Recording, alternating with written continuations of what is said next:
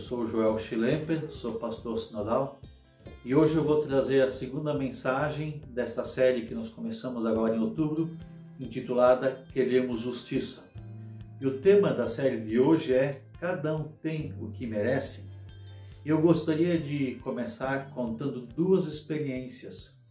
Uma experiência, a primeira, que eu tive quando uma vez estive numa cidade chamada Ituporanga, aqui em Santa Catarina, e eu tinha uma audiência, uma conversa com o prefeito da cidade e estava agendada para início da manhã. Cheguei lá mais cedo, porém o prefeito teve uma outra agenda e empurrou nossa conversa para o fim da manhã. Então eu tinha 2 ou 3 horas livres, fui até a Câmara de Vereadores, que fica junto à prefeitura, e estava acontecendo lá um julgamento. Eu não sei exatamente o que foi todo o processo, porque eu assisti uma parte do julgamento, que já tinha começado antes. Eu assisti o advogado de defesa do réu. Pelo que eu entendi, a pessoa estava acusada de ter matado, feito um feminicídio, matado a ex-companheira a facadas. E estava acontecendo então o julgamento. Também não sei qual foi o resultado final. Mas a parte que eu assisti, o advogado estava defendendo ou tentando diminuir a pena daquele réu que estava acusado. Me chamou a atenção que o advogado, e a sua função é essa, estava tentando desqualificar a perícia. E durante quase uma hora ele acusou e atacou a perícia para chegar à conclusão no final de que, em vez de 14 facadas, como a perícia tinha apontado, o réu teria dado só 13 facadas. Até achei engraçado isso. Não sei como foi no final, mas eu consigo imaginar que aquele réu foi condenado e punido, pois as evidências que estavam apresentadas até pelo próprio advogado de defesa estavam claras que ele era culpado, merecia a punição, segundo a minha ótica. A segunda experiência é uma experiência pessoal. Em 2024, no mês de agosto, eu já compartilhei aqui na comunidade Encontro, meu testemunho, eu descobri um tumor no estômago. E foi necessário fazer mais exames para saber qual procedimento que deveria ser tomado. E quando fazia mais exames, descobri que além do tumor no estômago maligno, havia também um tumor no rim, que não tem a ver com o tumor do estômago. Ninguém me falou nada, ninguém me acusou, mas eu fiquei me perguntando, o que eu fiz para merecer isso? Seria alguma punição por algo de errado que eu teria feito, um pecado, ou estilo de vida? Ou eu pensei algumas vezes, eu mexo com agrotóxico para matar cupim, será que eu usei demais? Em alguma vez que eu usei um veneno? Ou seria por questão de estresse? E fiquei procurando isso, inclusive com o médico oncologista, fizemos testes genéticos e nada detectou. Será que eu merecia isso? Era a pergunta que eu me fiz. E é uma pergunta torturante por vezes. Por que estava eu doente? Bom, eu fiz o tratamento, fiz cirurgias, retirei os 2 tumores, fiz quimioterapia e agora estou no processo que é chamado de remissão. Não tem mais sinais do câncer e preciso acompanhar e ser acompanhado por um médico pelos próximos 5 anos. Quero crer que vou ficar curado desse tumor. Mas a pergunta que vem e nessa série, Queremos Justiça? A pergunta é, eu merecia isso? Ou a pergunta que talvez aquele réu acusado de feminicídio, o feminicida merece ele a punição? É sobre isso que nós queremos falar nesse dia de hoje. E para falar desse tema, do merecimento ou não da punição, eu quero ler uma história que está na Bíblia, no Novo Testamento, que parece que foi retirada de um tribunal. Parece que a pessoa que escreveu esse texto estava imaginando numa cena de julgamento de tribunal. Essa pessoa foi um homem chamado Paulo, missionário da igreja cristã no primeiro século, que escreveu várias cartas que estão na Bíblia para as igrejas que ele plantou ou igrejas que ele pastoreou. E uma dessas cartas, para uma igreja que ele não conhecia ainda, era uma igreja na cidade de Roma, é a carta aos Romanos, onde Paulo está demonstrando para a igreja que todas as pessoas, sem exceção nenhuma, diante do Criador, seja o feminicida, seja eu, somos todos culpados de pecado. e ele está mostrando então como se fosse num julgamento, como é que acontece essa justiça divina. Assim, nós queremos falar um pouco da justiça divina e, em primeiro lugar, perceber que a justiça divina aponta o pecado de toda a humanidade, sem exceção. Quando olhamos para Deus, o Criador, percebemos que o ser humano pós-rebelião de Adão e Eva, conforme o primeiro livro da Bíblia, Gênesis, no capítulo 3, o ser humano, a humanidade, ela é toda culpada, ela é pecadora. E para demonstrar isso, Paulo escreve o seguinte em Romanos capítulo 3, verso 9 e 18. Acompanha comigo, como diz aqui na versão da NVI. E Paulo escreve assim: que concluiremos então? Estamos em posição de vantagem? Não, diz Paulo, já temos demonstrado que tanto judeus religiosos quanto gentios, aqueles que eram chamados de pagão, estão debaixo do pecado. Como está escrito, não há justo, nem sequer um, não há quem entenda, ninguém que busque a Deus. Todos se extraviaram, todos se tornaram juntamente inúteis. Não há ninguém que faça o bem, não há nenhum sequer. Suas gargantas, diz Paulo, são como sepulcro aberto. Sua língua enganam, veneno de serpentes está nos seus lábios. Suas bocas estão cheias de maldição e amargura. Seus pés são ágeis para derramar o sangue. Ruína e desgraça marcam os seus caminhos. Não conhecem o caminho da paz. Aos seus olhos é inútil temer a Deus. Assim, olhando para esse texto, percebemos que nesse cenário de julgamento, de justiça divina que Paulo apresenta, toda a humanidade está debaixo do pecado. Seja o religioso, não religioso, luterano, católico, budista, muçulmano, ateu, pessoa nova, pessoa com mais idade, africano, europeu, indígena, com cultura ou sem cultura, com muito dinheiro ou sem dinheiro, sem exceção nenhuma. Na percepção de Paulo, na justiça divina, todos são acusados. Ele usa aqui no texto que eu li para vocês, diversas citações do Antigo Testamento para comprovar isso. E nós percebemos pelo menos 3 coisas nessas citações. Primeiro, que na humanidade, para a visão do apóstolo Paulo nesse texto bíblico, existe uma ausência completa de Deus. No versículo 11, no versículo 12, 18, ele aponta isso, né? Existe uma idolatria, uma ausência da confiança de Deus, uma idolatria própria, uma idolatria em imagens. Idolatria é colocar a sua confiança, a sua esperança em algo que não é Deus. E a pergunta que a gente precisa fazer para definir idolatria é essa: quem define como eu ganho dinheiro, como eu gasto meu dinheiro, como eu faço a minha agenda, como eu cuido do meu casamento, como eu cuido dos meus filhos? Quem define isso? Colocar a confiança dessas coisas também em si mesmo, na visão bíblica, também é idolatria. Ou colocar a confiança em imagem, escultura, em objetos, é idolatria. E para Paulo a gente percebe a humanidade, ela é idólatra. Ela percebe também que o pecado atinge toda a vida da pessoa. E Paulo cita aqui partes do corpo, garganta, língua, boca, os pés, os olhos, todo o corpo está em pecado, toda a pessoa está em pecado. E é um pecado universal. No versículo 11 e 12 ele diz: ninguém é justo, nenhum faz o bem, todos se desviaram, do mais bondoso, do mais religioso ao mais perverso, de mim ou aquele feminicida do julgamento. Todos, na percepção da justiça divina, estamos condenados, somos culpados. E diante disso, a humanidade, ao longo dos séculos, tenta se justificar. E nós chegamos, então, no segundo ponto. Paulo diz, em segundo lugar, que diante da justiça de Deus, nós não temos como nos auto-justificar. A humanidade tenta se justificar, mas não conseguimos. Vamos continuar lendo o texto de Romanos capítulo 3, os 2 versículos seguintes, agora 18 e 19.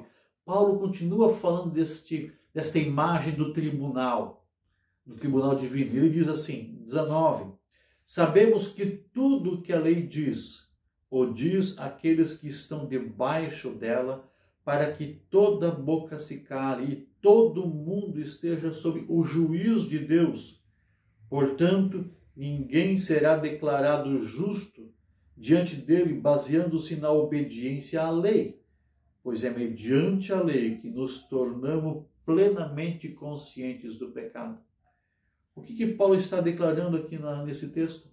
A partir do verso 20, a justiça de Deus aponta para mim, para aquele feminicida, para a humanidade que nós somos pecadores. E as evidências são claras. Não posso me justificar. Inclusive no texto bíblico em Tiago diz que quem cometeu um pecado é culpado de todos diante da justiça divina. Somos culpados. E Paulo chega a dizer aqui no verso 19, para que toda boca se cale. Diante da justiça de Deus, nós só podemos nos calar e dizer sim, eu sou culpado. Essa é a palavra dura. Aquele advogado daquele feminicida, eu não sei como terminou aquele julgamento. Ele tentou achar em algumas brechas da lei alguma forma de absolver seu cliente. Era o papel dele. Mas diante de tantas evidências, se foi 14 ou 13 facadas, diante de tantas evidências, as provas estão claras, é culpado. E Paulo diz, para que toda a boca se cale e pare de auto se justificar. Se eu parasse essa pregação por aqui, se o texto bíblico terminasse aqui, nós iríamos hoje para casa e dormir de forma desesperada. Porque diante da justiça de Deus, estamos todos condenados, sem salvação. A humanidade sem esperança, porque somos condenados. Porém, o texto não acaba aqui, e eu não vou terminar minha pregação aqui. Os versículos seguintes apontam para a graça de Deus. Por isso, a justiça de Deus, ela se manifesta em graça e misericórdia através de Cristo Jesus. Veja o que nós temos nos versos seguintes, nesse cenário de julgamento que Paulo traz aqui como uma analogia. No versículo 21, que é o versículo seguinte de Romanos 3, Paulo escreve assim: mas agora, depois que nós somos claramente demonstrados que nós somos pecadores, Paulo escreve aqui, mas agora se manifestou uma justiça que provém de Deus, independente da lei, da qual testemunham a lei e os profetas. Justiça de Deus mediante a fé em Jesus Cristo, para todos e sobre todos os que creem, pois não há distinção, pois todos pecaram e estão destituídos, separados, afastados da glória de Deus, sendo justificados gratuitamente por sua graça por meio da redenção que há em Cristo Jesus. Somos culpados, sim, mas Deus manifesta a sua justiça agora a nós. E a justiça de Deus foi colocada em Cristo Jesus. Interessante que se no versículo 19 Paulo diz que nós devemos calar a boca diante de tantas evidências de culpabilidade, teve uma pessoa que quando foi condenado ficou mudo e não calou e não se defendeu. E esta pessoa, segundo a Bíblia, foi Jesus Cristo. Ele calou a boca, ele se emudeceu por mim e por ti, assumiu a minha e a tua culpa e daquele feminicida de toda a humanidade em si, para que tivéssemos redenção. Ali está manifestada a justiça de Deus. Aquele que foi justo, o único que foi justo, injustamente foi condenado para que eu e você, injustos, pudéssemos receber justiça. Esta é a manifestação da graça de Deus e o alcance dela é também para todos. Se todos são pecadores sem exceção nenhuma, se nenhum é justo, agora Paulo quer dizer também sobre todos é o alcance da salvação. Para todos, para o Joel, para você, para aquele feminicida, todos são alcançados pela graça redentora de Cristo Jesus. É evidente que quem comete um mal, como aquele feminicida, ele precisa ser punido e separado da sociedade para que não aconteça mais o mal e que o mundo possa viver com o freio da maldade. É evidente isso. Mas diante da graça de Deus, todos, inclusive ele, têm espaço para receber a redenção em Cristo Jesus, pois é para todos. Se todos pecaram, também todos têm acesso à graça e à misericórdia de Cristo Jesus. Assim chegamos ao quarto lugar, e é o tema desta série, dessa pregação nesta noite, neste dia. Nós merecemos aquilo que fizemos? Estou merecendo aquilo que recebi? E eu queria concluir o texto, a pregação, apontando um outro texto de Paulo, no mesmo livro, na mesma carta de Romanos, um pouco adiante, no capítulo 12, Paulo fala sobre isso. Ele escreve assim, nos versículos 19 até 21 de Romanos 12. E Paulo diz: amados, não procurem vingar-se, mas deixem com Deus a ira, pois está escrito: minha é a vingança, eu retribuirei, diz o Senhor. Pelo contrário, se o seu inimigo tiver fome, dê-lhe de comer. Se tiver sede, dê-lhe de beber. Fazendo isso, você amontoará brasas vivas sobre a cabeça dele. Não se deixem vencer pelo mal, mas vençam o mal pelo bem. A misericórdia de Deus se manifesta na minha vida e na tua. E através da minha e tua vida, através da igreja dele, ela é manifesta ao mundo todo. Como é que a gente vence a maldade? Como é que a justiça é plenamente restabelecida? Quando nós manifestamos o bem, mesmo em situações de maldade. Agora eu e você somos agentes da bondade de Deus para o mundo. Aquele que foi alcançado por misericórdia, aquele que foi redimido do seu pecado, aquele que teve a sua injustiça substituída pela justiça de Cristo, agora manifesta isso ao mundo. É isso que Deus espera da igreja, é isso que acontece com a igreja de Jesus. Ela é um agente de misericórdia. É verdade, o mundo, aquele feminicida, eu e você, merecíamos a condenação desde a rebelião de Adão e Eva. Nós merecemos, mas em Cristo Jesus fomos redimidos. E agora a gente age com a mesma misericórdia. É verdade que a gente sonha e deseja que haja quase vingança, porém a justiça de Deus não é de vingança. Isso pertence a Ele. A nossa tarefa é demonstrar o amor, mesmo com quem não merece o amor. E eu e você conhecemos pessoas que não merecem. Eu e você também não merecemos. Mas por causa de Cristo nós podemos entregar misericórdia. Quiçá a igreja, quem sabe o mundo todo, possa experimentar através de nós a misericórdia, sendo luz para um mundo que vive em trevas, sendo luz para um mundo que perdeu a referência, mostrar misericórdia com aquele que não merece a misericórdia. Neste mundo marcado por ódio, por guerra, por violência, por injustiças, nós mostramos misericórdia, não porque eu tenho capacidade, porque o Joel carnal aqui muitas vezes deseja vingança sim. Mas por causa de Cristo eu posso manifestar misericórdia a todas as pessoas. E assim cumprimos também a lei de Cristo. Assim podemos vencer o mal, como Paulo escreveu no texto de Romanos capítulo 12. Concluindo, irmãos, alguns ensinamentos para nós no dia de hoje. Em primeiro lugar, diante deste quadro desesperador de culpa, nós não precisamos nos justificar, mas confia na graça. Nós não precisamos nos justificar diante de Deus como se nossa maldade fosse menor, mas confia na graça redentora de Cristo Jesus. Poder confiar na graça é misericórdia. Em segundo lugar, diante de doenças e tragédias naturais que acontecem muitas vezes, não precisa ficar se perguntando o que eu fiz para merecer.